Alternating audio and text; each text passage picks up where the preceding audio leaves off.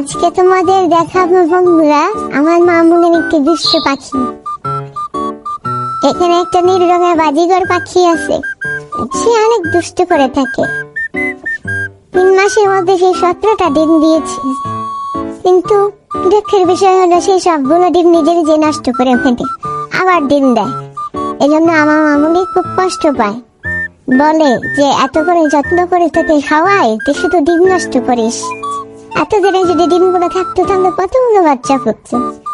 তাই আবার মামুনি সিদ্ধান্ত নিয়েছে ওকে আলাদা করে দেবে। তাই আমিও আজ মামুনির সাথে চলে আসলাম ওকে কিভাবে আলাদা করে দেখার জন্য।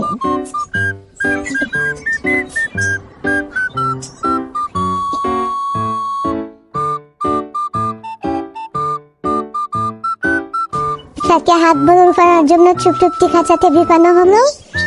আরে আমার মামুনি এই মহিলা বাজিগরটাকে চেঞ্জ করবে, এই দোকান থেকে নিয়েছিল, ওইখানে দিয়ে তারপর আরেকটা বাজিগর পাখি নিয়ে আসবে। তো আমার তর্স হয়েছিল না ওকে কিছু বকাঝোকার মার দেওয়ার জন্য, কারণ এত আদর যত্নের পরে ও মামুনিকে ভেবে দিল না, ও ডিমগুলো নষ্ট করে দিয়েছে। তাও একসাথে অনেকগুলো ডিম, প্রায় 17টা। তো আমি ওর কাছে গিয়ে ওকে কিছু মার দেওয়ার চেষ্টা করলাম, কিন্তু মামুনি বলল থাক, দিক চলে আস।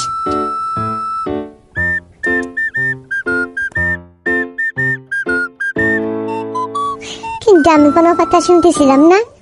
আমার ওর প্রতি রাজুক্তি লাগলো এবং আমি চেষ্টা করছিলাম ভিতরে কিভাবে যাওয়া যায় আর ওকে একটু মার দেওয়া যায়।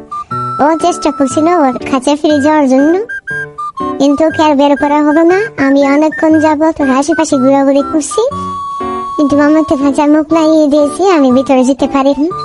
এদিকে উপর থেকে এলাম মনোকম ডাকাডাকি করছিল, বলতেছিল কি করস ম্যাঙ্গো, চলে আয়, মামুনি মানা করছে। তারপরের দিন বাজিগর খাতে নিয়ে যাওয়া হলো। তারপরে আমার আব্বু বাজিগর থেকে হাতে নিয়ে গিয়ে এটার বাড়ির অন্য একটা পাখি নিয়ে আসে। এই যে বাজিগরটা দেখতে বয়সে কম আছে, কিন্তু দেখতে ওইটার মধ্যেই একটু রংটা আর একটু হালকা নীল, কিন্তু অনেক কিউট আছে। ওকে খাঁচায় দেওয়ার পরে আমি শান্তভাবে সবার সাথে মিশে গেছি, দেখতে কেমন হবে পাখি। তোমাদের কাছে বাজিগর পাখিগুলো দেখতে কেমন লাগছে অবশ্যই কমেন্ট করে জানাবে।